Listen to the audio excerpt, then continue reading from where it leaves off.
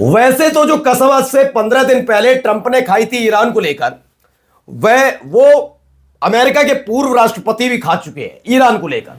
हम ये कर देंगे, वो कर देंगे, बर्बाद कर देंगे, पाबंदी लगा देंगे, ये वो तमाम चीजें। लेकिन 15 दिन के अंदर डोनाल्ड ट्रंप हमले से ज्यादा डील पर अगर फोकस करें तो जी हां, ये नरमी कैसे आई, ये डील डील क्यों चिल्लाना पड़ा? क्योंकि इससे पहले यानी आज अब से 24 घंटे पहले आपके अपने चैनल ने खबर दिखाई। मैंने तब भी कहा था कि अमेरिका हमला नहीं कर पाएगा जब तक एक या दो मुस्लिम देश, और खासियत उनमें यह होनी चाहिए कि पैसा भी हो उनके पास, तोड़पानी भी, और दूसरा वो ईरान से सटे हो, तभी ईरान पर हमले का जोखिम अमेरिका उठाएगा। अमेरिका की आदत है, वो कर करा के निकल जाता है और आपस में भिड़ा देता है 2-3 देशों को।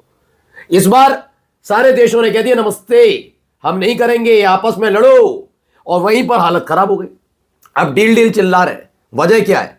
क्योंकि जिस युद्धपोत को पहले ड्रोन ने घेरा था, अब खबर है वो ड्रोन ने नहीं, बाकी अब उसके चारों तरफ चक्कर काट रहा है ईरान का सबसे खतरनाक शिप, जो उस समुद्र से, उस समुद्री इलाके से पूरी तरह से वाकिफ है।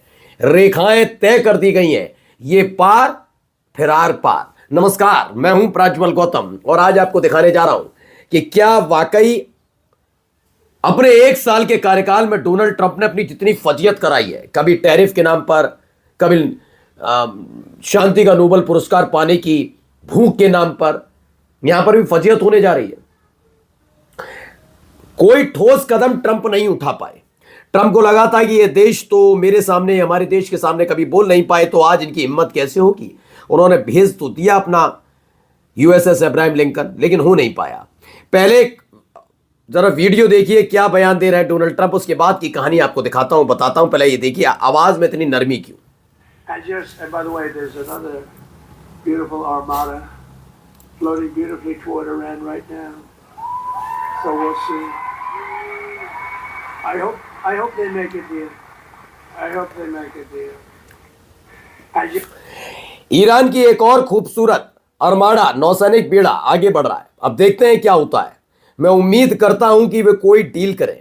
हालांकि ईरान पहले ही साफ कर चुका है कि वह अमेरिका के किसी भी प्रस्ताव को स्वीकार नहीं करेगा। खबर क्या है बताता हूं। दरअसल हुआ यह कि पहले तो इनका यूएसएस अब्राहम लिंकन फंस गया। अब ये वापस लेके जाए तो साग पर बट्टा। अब इन्हें थोड़े दिन, यानी तकरीबन मैं भी ये भी कह सकता हूं कि हो सकता है 10 दिन हो, 20 दिन हो, 1 महीने तक उसी इलाके में रुकना पड़ सकता है। और ईरान पर दबाव बनाए रखने के लिए और दुनिया को दिखाए रखने के लिए कि ईरान कुछ नहीं कर सकता, उसके लिए एक और नौसैनिक बेड़ा भेजा जा रहा है कि कम से कम उस बेड़े के सहारे इस एयरक्राफ्ट कैरियर को वापस लाया जाए। किसी भी देश के लिए उसका एयरक्राफ्ट कैरियर डूब जाना, जल समाधि ले जाना, उसकी सबसे बड़ी फजीयत होती है। उससे बचने के लिए, क्योंकि उन्होंने ऐलान ही कर दिया है, ना सऊदी अरब आएगा, ना यूएई आएगा, कोई बचाने नहीं आएगा, सब ऐसे बैठकर तमाशा देखेंगे, समंदर के किनारे पर ऐसे बैठ के देखेंगे, ओ क्या रहा, ओहो इधर डूब गया, इस टाइप की स्थिति है। मैं नहीं कह रहा अमेरिका ताकतवर नहीं है, ताकतवर है, लेकिन एक युद्धपोत के सहारे ईरान जैसे देश, और कोई छोटा देश तो बात अलग, ईरान जैसे देश को दहलाना, उस पर कब्जा कर लेना या वहां तख्ता पलट कर देना, उसे तबाह कर देना इतना आसान नहीं है। यह अमेरिका जानता है। अब तब से ही अमेरिका बेचैन है। अब कह रहे हैं कि भी एक और नौसैनिक बेड़ा भेज रहा हूं। उम्मीद करता हूं कि वो कोई डील करे। डील चिल्ला रहे हैं जिससे इनकी साख बच जाए। मान के चलिए ईरान, वैसे तो ऐसा होगा नहीं, लेकिन ईरान डील कर देता है कोई, चलिए आप जो कह रहे हैं मान लेते हैं, इससे अमेरिका अपनी साख बचाकर लौटाएगा। देखो मैंने डरा दिया, लेकिन ऐसा होने भी जाने ना। अब वो इंतजार कर रहे हैं कि कोई और एक देश आए। अभी देखिए, आज मेरी इस वीडियो को सेव कर लीजिए। आज से हफ्ते भर के 10 दिन के या 20 दिन के भीतर कभी भी खबर आ सकती है, कोई एक पर्टिकुलर देश आता है। वो सऊदी अरब भी हो सकता है, वो यूएई भी हो सकता है, वो कतर जॉर्डन भी हो सकते हैं। कोई भी आगे आकर कह सकता है एक काम करिए, अब तनाव खत्म करिए, ईरान ऐसा नहीं करेगा, ये नहीं होगा, वो नहीं होगा, एक बयान दिया जाएगा, दोनों के बीच मध्यस्थता टाइप का दिखाया जाएगा और अमेरिका अपना युद्धपोत लेकर जाएगा। क्योंकि ईरान से ज्यादा उसके लिए साउथ चाइना सी में बना रहना बहुत बड़ी बात है उसके लिए। वहीं से बुलाया गया था युद्धपोत, इसलिए इसे वापस भी भेजना है। हालत खराब है, ट्रंप के चेहरा बता रहा है। अब इन सब के बीच ये हुआ क्यों, वो पहले इस वीडियो से आप समझ लीजिए।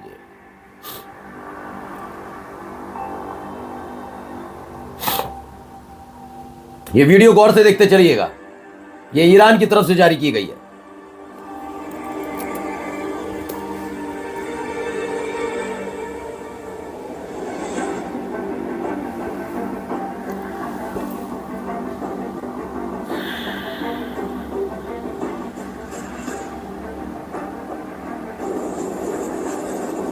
देख रहे हैं आप।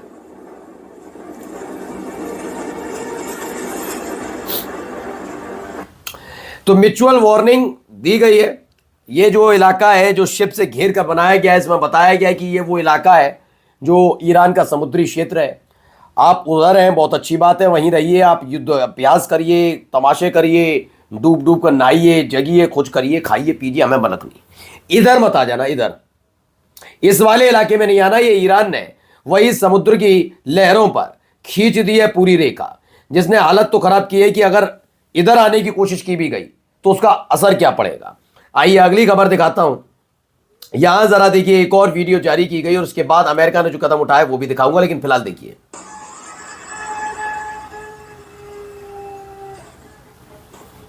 ये वीडियो देखते चलिए। हथियारों से लैस है, तमाम चीजें हैं, हो क्या रहा है अभी आप समझ जाएंगे।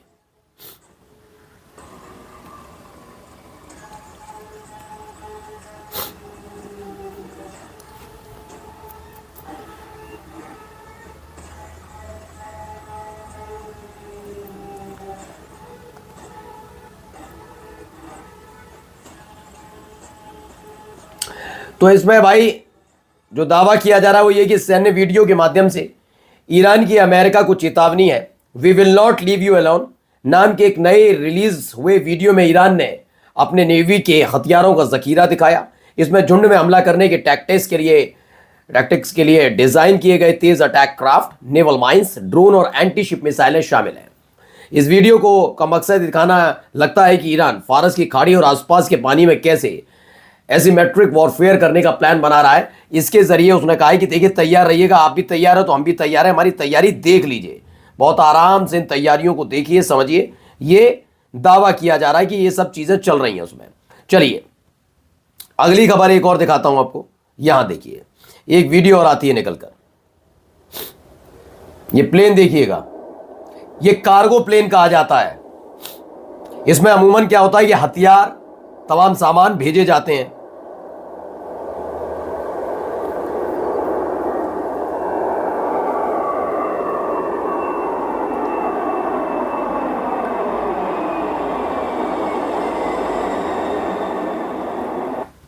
इसमें देखिए दो तस्वीरें भी हैं कि क्या क्या उसमें भेजा गया है। द न्यूयॉर्क टाइम्स के मुताबिक पेंटागन ने जिस तरह के हालात फिलहाल ईरान से सटे समुद्री क्षेत्र में बने हैं, उसमें खतरा जो मंडरा रहा है इस समय अब्राहम लिंकन नाम के एयरक्राफ्ट पर, उसे देखते हुए पैट्रियट और थर्ड मिसाइल डिफेंस सिस्टम भेजा गया है कि अगर ईरान ने कोई हमला गुपचुप तरीके से रात के अंधेरे में किसी भी वक्त कर दिया तो उसे बचाने के लिए क्या किया जा सकता। तो उसकी तैयारी के तौर पर इन तमाम चीज़ों को, डिफेंस सिस्टम्स को भेजा जा रहा है, क्योंकि मुस्लिम देशों ने तो मना कर दिया कि हमारे यहाँ डिफेंस सिस्टम भी आपके बंद कर दिए गए, ना आपके हमारी चीज़ों से कोई लेना देना, ना मिसाइल एक्टिवेट होगी, ना हमारे यहाँ का हवा का इस्तेमाल होगा, ना ज़मीन का।